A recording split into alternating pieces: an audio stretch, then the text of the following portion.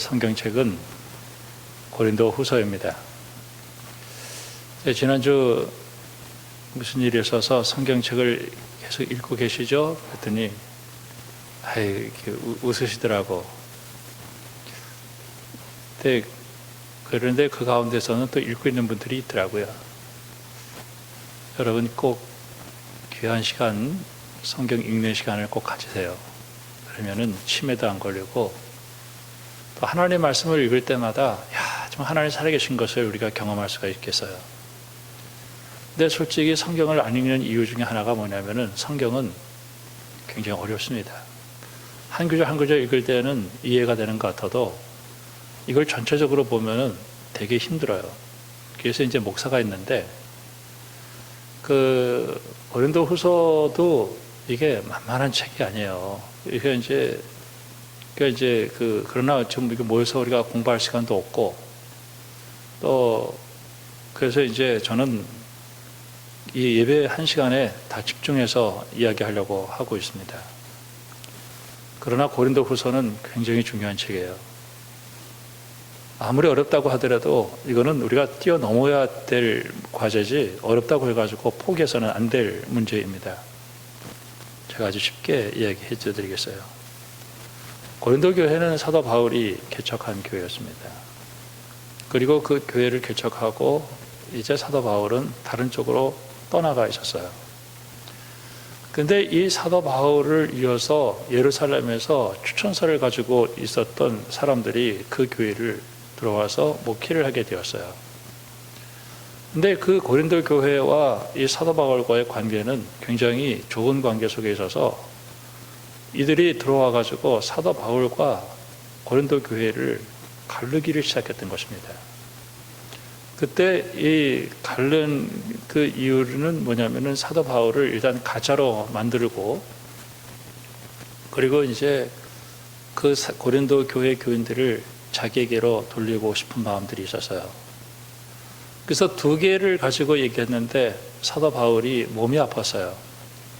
그래서 몸이 아픈 사람은 하나님의 저주받은 사람이다 이렇게 얘기를 했고, 그 저주받은 사람이 한 것들은 다 가짜다 이렇게 몰아갔습니다.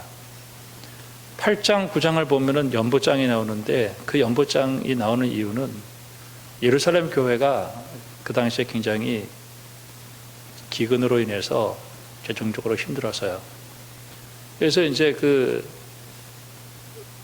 구제하려고 이제 모았어요. 고린도 교회가 제일 먼저 하려고 했었는데 마음이 상하니까 헌금하는 거를 중단해 버렸어요.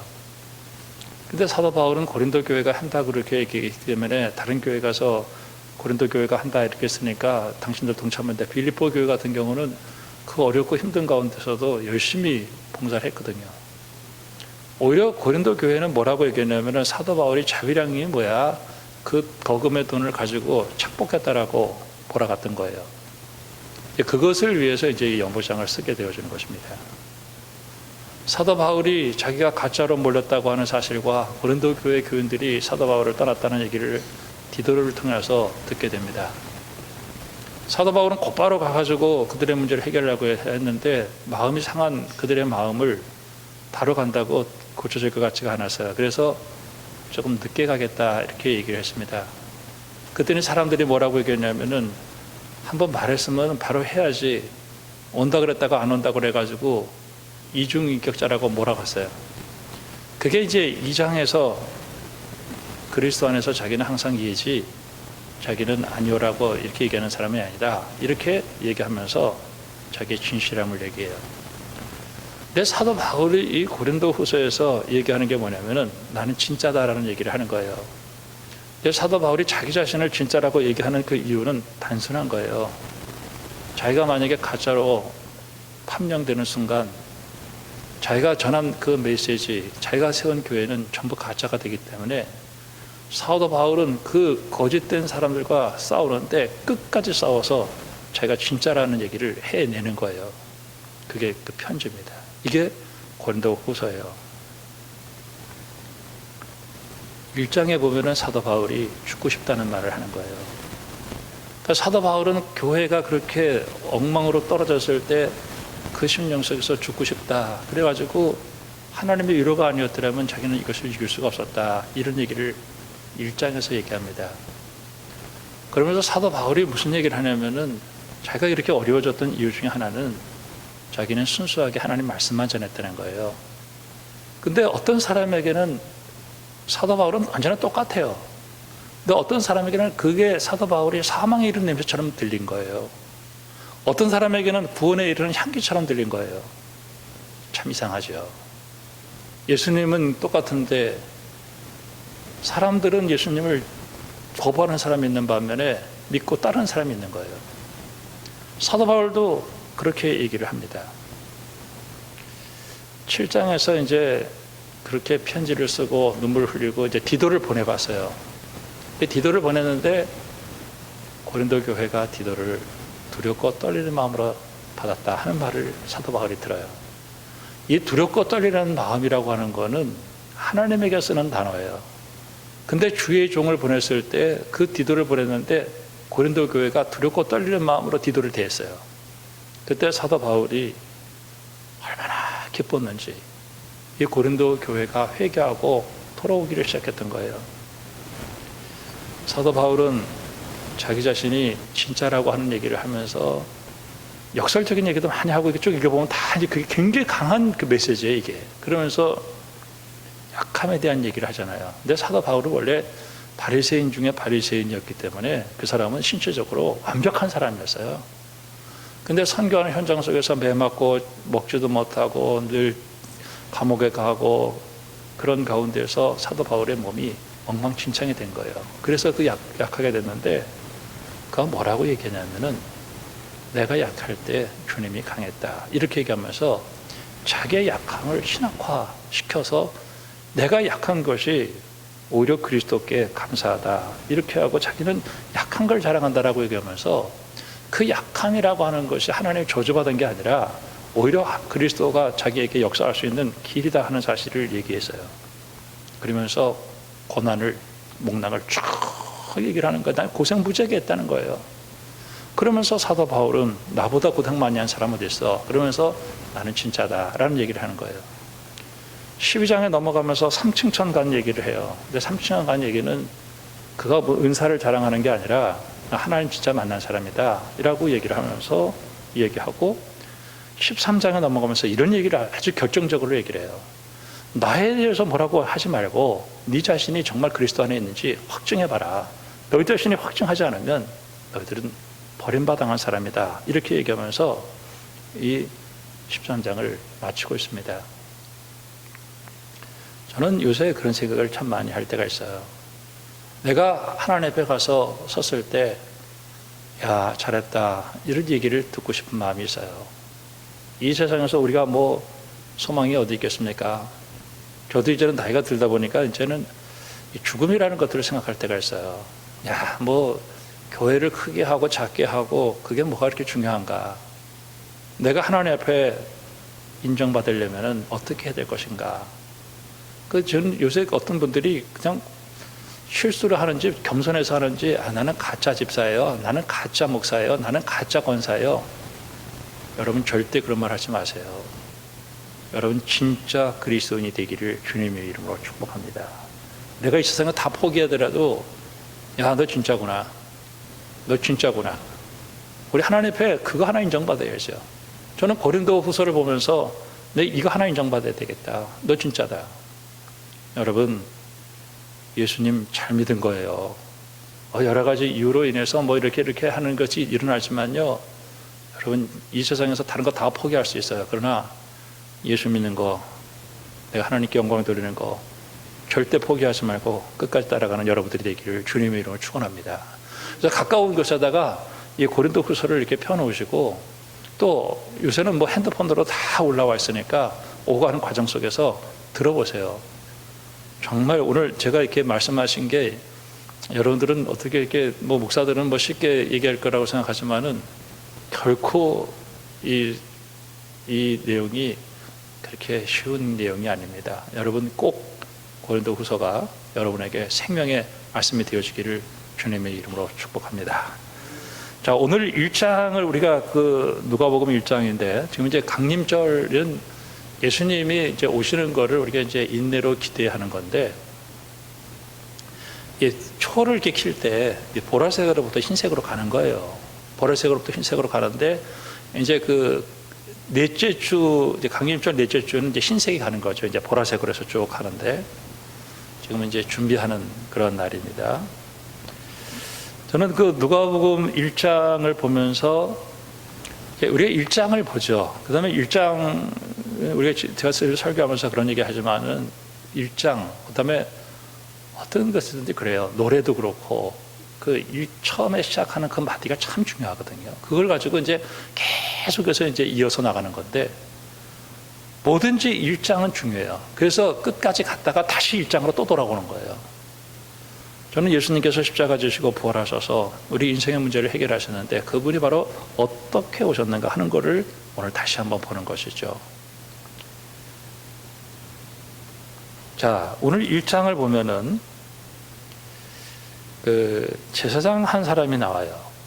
근데 이 사람의 이름이 사가랴, 1장 5절에 사가랴인데 아비야 반열의 제사장이에요.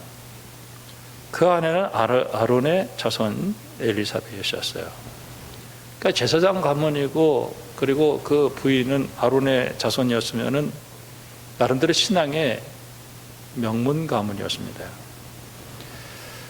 참 아주 율법적으로 흠이 없는 사람이었는데, 이 집에 불행이 하나가 있어요. 뭔가 하나 결핍되어 있는 게 있는데 잉태하지 못해요. 7절에. 그리고 자식이 없어요. 그리고 이제 나이가 들었습니다. 이제 이런 그 분위기를 이렇게 딱 보면 여러분 한번 대충 기억이 날 거예요. 뭐 갖춰진 게 없을 정도로 갖춰졌죠. 근데 자식이 없어요. 우리가 아무것도 없어도 자식이 있으면 그래도 든든합니다. 자식이 없는 거야, 이 집에. 근데 이제 제사장이 제사를 지내러 들어가는데, 정말 1년에 한 차례씩 들어가는데, 제사장들은 여러 명이고, 근데 거기서 한 명씩 들어가는데 어떻게 들어가야 되냐면은, 반열을 차례를 따라서 8절에 제비를 뽑는데, 이거는 로또 복권 당첨되는 것보다도 더 힘들 정도로 힘든데, 이때 딱 사가랴가 당첨이 됐어요. 그래가지고 이제 제사를 지내러 들어갔습니다. 근데 제사를 지내는 그 과정에서 13절에 천사가 딱 나타나는 거예요. 무서워하지 말라. 너의 간구를 들었다. 그러니까 사가랴가 무슨 기도를 했겠습니까? 자식 주세요. 그렇게 기도했겠죠. 그랬더니 얼마나 기쁜지 아들을 주겠다. 이름을 요한이라고 하라. 기뻐하겠다. 이 사가랴가 무슨 얘기를 했겠어요? 제가 나이가 많습니다. 내 아내도 나이가 많습니다. 그랬더니 우리 하나님이 하시면 못할 일이 없다. 그리고 너 이제 그런 부정적인 얘기 하지 말아라 해가지고 말을 못하게 만들어 버렸어요. 하여튼 6개월 동안 이제 잉태가 돼가지고 이제 자라나고 있었습니다. 자, 26절에 보면은 그런 일이 있은 후에 6달이 지났죠. 그 제사를 지내면서 있었던 그 가브리엘 천사가 누구에게 왔냐면은 마리아에게 온 거예요. 근데 마리아는 아직까지 결혼하지 않고 약혼된 상태에 있는데 28절에 그에게 들어와서 은혜를 받은 자야 평안할지어다. 주께서 너와 함께 하신다.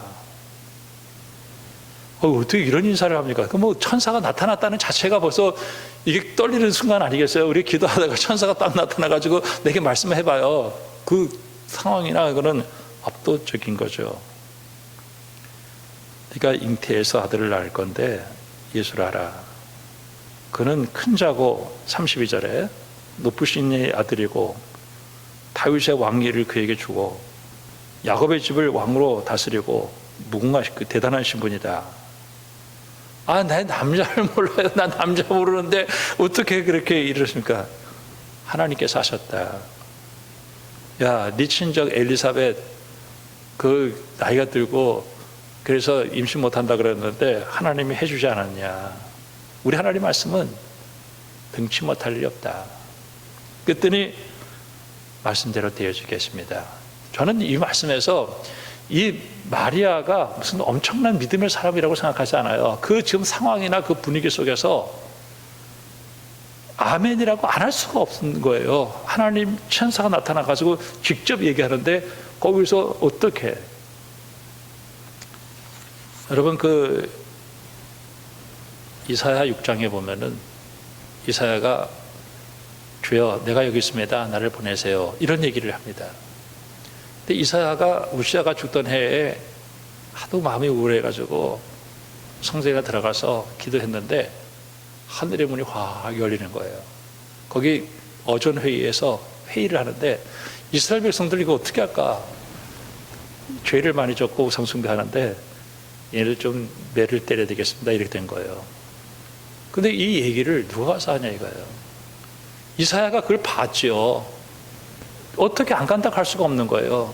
좋은 얘기, 축복의 얘기가 아니라 심판에 대한 메시지를 얘기해야 되고 들어도 듣지 못하고 보아도 보지 못한 얘기를 해야 되니까 누구든지 가기 싫죠. 그러나 이사야가 내가 가겠습니다라고 얘기한 거는 그는 하나님 만나고 하나님 직접 그에게 말씀하셨기 때문에 그렇게 결정할 수밖에 없었어요.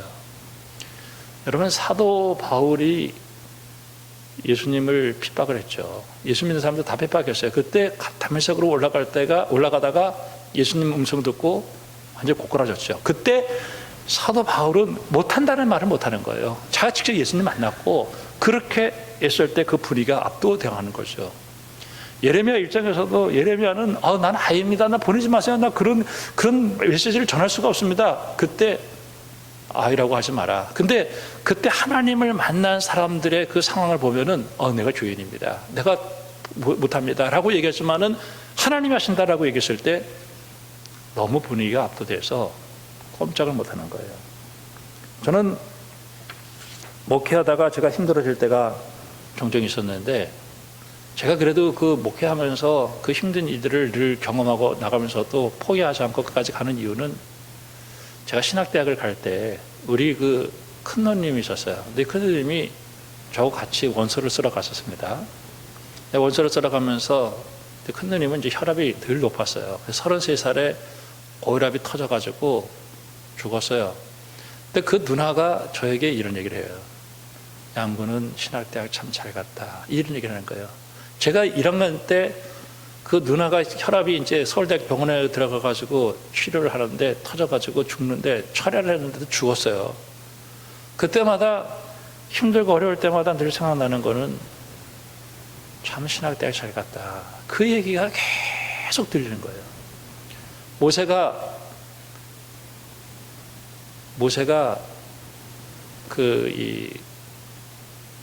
애굽에서 40년 동안 훈련받고 그 다음에 쫓겨나서 미디안 광야에서 40년 동안 다 꺾였죠.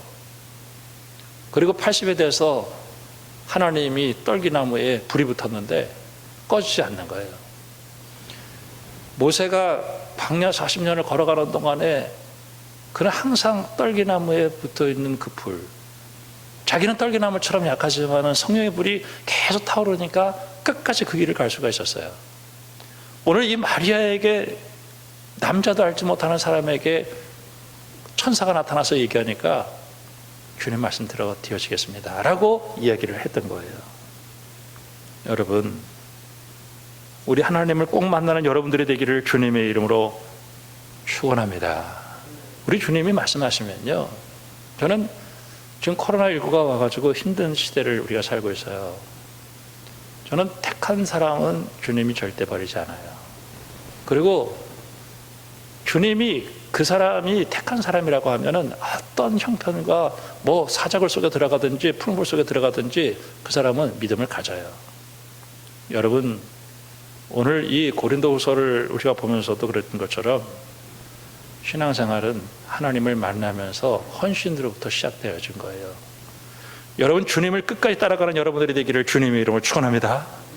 그러면서 이 마리아가 이제 엘리사벳을 보고 진짜 하나님이 그렇게 됐구나 하면서 하나님을 찬양하는데, 참 하나님 만난 사람들 찬양하는데 오늘 46절 보니까 여종의 비천함을 돌보았다는 거예요. 48절에. 그리고 능하신 이가 큰 일을 행하셨다.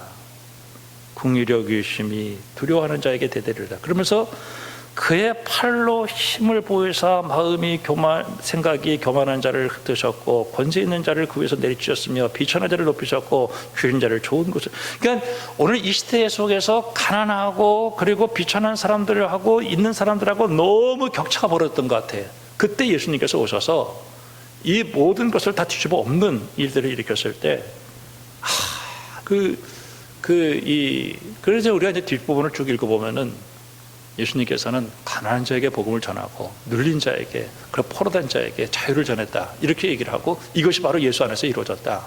그때 사람들이 니까짓 게 뭐냐, 네가 무슨 목수의 아들이 네가 뭐 그런 걸 얘기하냐 그러면서 막 쫓아내려고 했을 때 나만 장군의 얘기하고 스랍다의 과부를 얘기하면서 그 가운데서 그 예수님 믿고 받아들였다는 사람이 있는 거예요.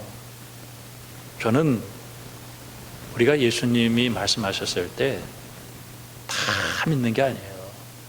주님의 택한 자가 믿는데, 특별히 이 정치적인 핍박과 그리고 경제적인 어려움 속에서도 예수님께서는 항상 오병이의 역사를 일으켜 주시고, 그 다음에 12의 혈류병 걸린 여인을 고쳐주시고, 그 다음에 야이로의 딸이 죽었을 때 고쳐주시고, 수정병 걸린 사람을 고쳐주시고, 세상의 경제적으로 그리고 세상의 명예, 세상의 경쟁에 사로잡혀가지고 그 끊을 수 없는 것들을 주님이 끊어주셨어요.